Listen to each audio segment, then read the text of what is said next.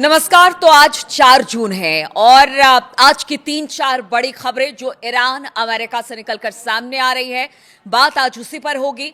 तो ईरान ने धमकी दी है कि बेरूत पर कोई भी हमला इलाके में फिर से युद्ध को शुरू कर सकता है और ईरान ने एक बार फिर से चेताया है। ईरान के विदेश मंत्री ने कहा कि तेहरान ने साफ कर दिया कि लेबनान की राजधानी पर किसी भी हमले की स्थिति में वो चुप नहीं बैठेगा।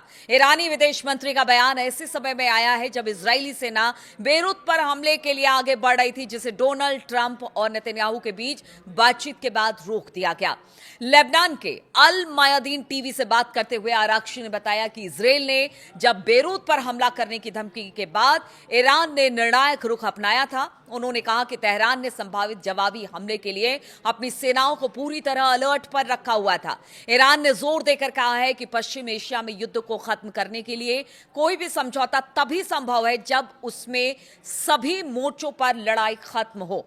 इसमें लेबनान भी शामिल बताया जा रहा है। अब दूसरी बड़ी खबर आपको बताते हैं। ईरानी विदेश मंत्री की धमकी ऐसे समय में आई है जब अमेरिका और ईरान में बार बार एक दूसरे पर हमले हो रहे हैं और इसमें लोगों की जान जा रही है। कुवैत के अंतर्राष्ट्रीय हवाई अड्डे पर हुए ड्रोन हमले में एक भारतीय नागरिक की मौत की भी अब पुष्टि हो गई है और 63 लोग इसमें घायल हुए हैं। इस हमले का डरावना वीडियो भी अब कुवैत ने जारी कर दिया है और कमाल की बात देखिए ये कि अमेरिका और ईरान दोनों एक दूसरे पर आरोप लगा रहे हैं कि उनके हथियारों ने यह तबाही मचाई है। इस घटना ने पूरे क्षेत्र में हालात को बेहद खतरनाक और बदतर बना दिया है। लगातार अब गहरा तनाव इसे लेकर बनता चला जा रहा है। अमेरिका की सेंट्रल कमांड यानी सेंटकॉम के मुताबिक ईरान के दावों को पूरी तरह से खारिज किया है और कहा है कि कुवैत हवाई अड्डे पर हुई तबाही के लिए ईरान जिम्मेदार है। सेंटकॉम ने कहा कि ईरान का यह दावा कि धमाका अमेरिकी मिसाइल इंटरसेप्टर की वजह से हुआ पूरी तरह से गलत है।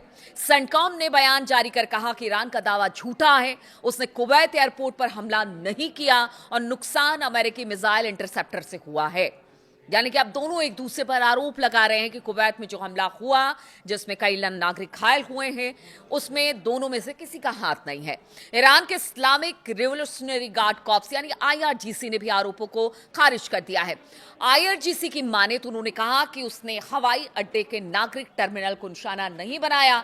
ईरान के तस्नीम न्यूज एजेंसी के अनुसार आईआरजीसी ने कहा कि उनकी जांच में यह पाया गया कि उन्होंने हवाई अड्डे पर हमला नहीं किया बल्कि अमेरिकी पैट्रियट एयर डिफेंस मिसाइल लक्ष्य को रोकने में असफल होकर टर्मिनल से टकराई और फिर इससे जो नुकसान हुआ वो सबने देखा। क्योंकि जो वीडियो सामने आया है, कुवैत ने जो वीडियो जारी किया है उसमें एक बड़ा धमाका होता हुआ दिखाई दे रहा है और ईरान का कहना है कि ये अमेरिका की वजह से हुआ है। अब आपको बता दें कि इस हमले से हवाई अड्डों को भारी नुकसान हुआ है, उसे कुछ समय के लिए बंद करना पड़ा है। कुवैती अधिकारियों ने पुष्टि की है कि इस हमले में एक भारतीय नागरिक की मौत हुई है और 63 लोग घायल हुए हैं। यह हमला स्थानीय परिवहन व्यवस्था के लिए भी एक बड़ा झटका है। यानी जो आने जाने की दिक्कत जो होगी वो अलग, क्योंकि इसे थोड़े दिन के लिए बंद किया गया रिपेयर के लिए। यह हवाई अड्डा पहले भी कई बार युद्ध के दौरान निशाना बनाया जा चुका है और हाल ही में 1 जून को ही यह पूरी तरह से सामान्य संचालन यहां पर शुरू हुआ था और देखिए 3 जून आते आते एक बार फिर से यहां पर हमला हुआ है।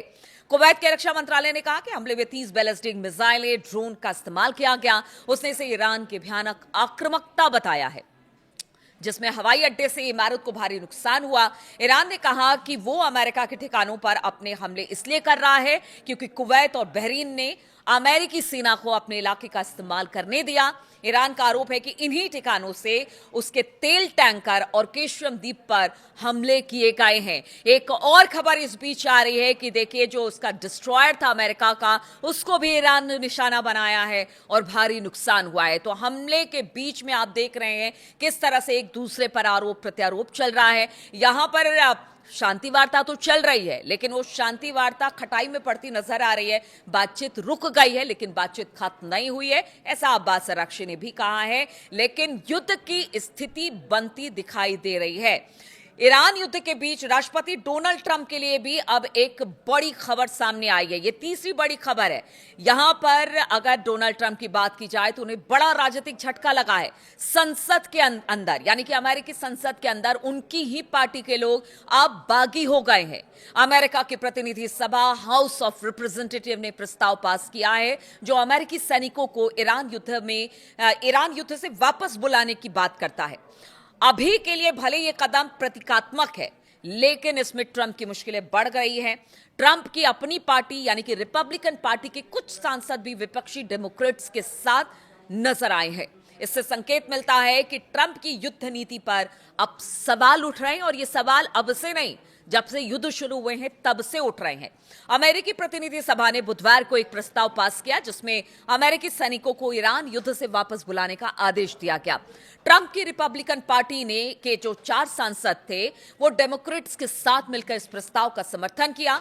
यह प्रस्ताव 215 और 208 में पास हुआ और अब ये सीनेट में जाएगा, लेकिन अंत में इसे राष्ट्रपति के वीटो का सामना करना पड़ेगा, यानी कि ट्रंप के एक वोट से ये प्रस्ताव गिर जाएगा। लेकिन आप समझिए, अगर ये प्रस्ताव आया है तो मन में जरूर जो कांग्रेस है वहां की, उसके मन में यह जरूर है कि जो कर रहे हैं डोनाल्ड ट्रंप वो ठीक नहीं कर रहे हैं।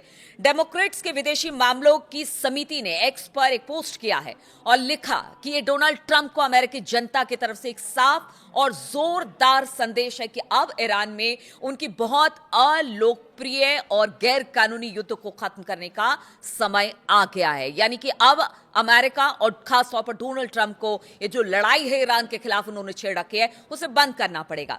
देखिए, जैसे जैसे नवंबर के जो मिड टर्म चुनाव है वो नजदीक आ रहे हैं, ट्रंप की राजनीतिक परेशानी बढ़ती नजर आ रही है। इसलिए ट्रंप है कि वो किसी फैसले पर पहुंच ही नहीं पा रहे हैं। बातचीत की बात करते हैं लेकिन दूसरी तरफ से हमला भी करते हैं, लेकिन ये उनके लिए परेशानी का सबब है।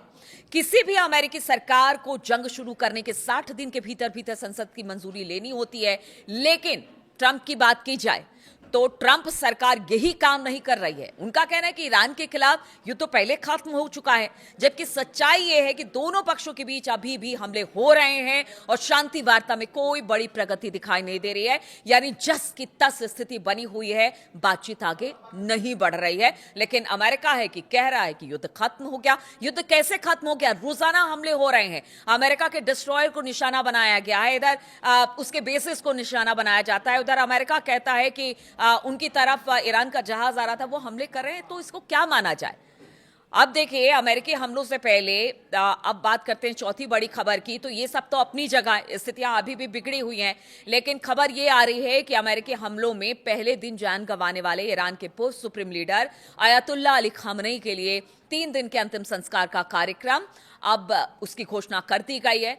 देखिए, 3 महीना गुजर गया है और अयातुल्लाह अली खामनेई साहब के जनाजे को लेकर अब जो बड़ी खबर आ रही है, ईरानी सरकारी मीडिया के अनुसार जनाजे में करीब 2 करोड़ लोगों के शामिल होने की उम्मीद है। और इतना वक्त क्यों लगा वो भी आपको बताते हैं।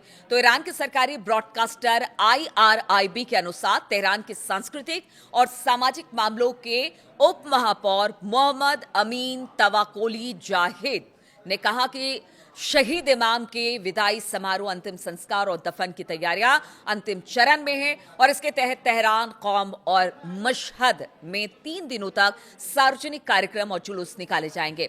उन्होंने ये साफ नहीं किया है कि अंतिम संस्कार किस खास तारीख को होगा, लेकिन उनका कहना है कि इस्लामिक कैलेंडर के पहले महीने यानी कि मुहर्रम की शुरुआत में हो सकता है। तवाकोली जाहिद ने कहा कि तेहरान में अंतिम संस्कार का कार्यक्रम कम से कम 24 घंटे तक चलेगा। उन्होंने बताया कि राजधानी में करीब 2 करोड़ लोगों के शामिल होने की तैयारी की जा रही है। अंतिम कार्यक्रम का स्थान अभी तक तय नहीं किया जा रहा है और इसके लिए तेहरान का मुसल्ला यानी कि ग्रैंड प्रेयर्स हॉल और इस्लामिक गणराज्य ईरान के संस्थापक इमाम खुमैनी का मकबरा 2 संभावित स्थान है जहां पर उन्हें जमींदोज किया जा सकता है।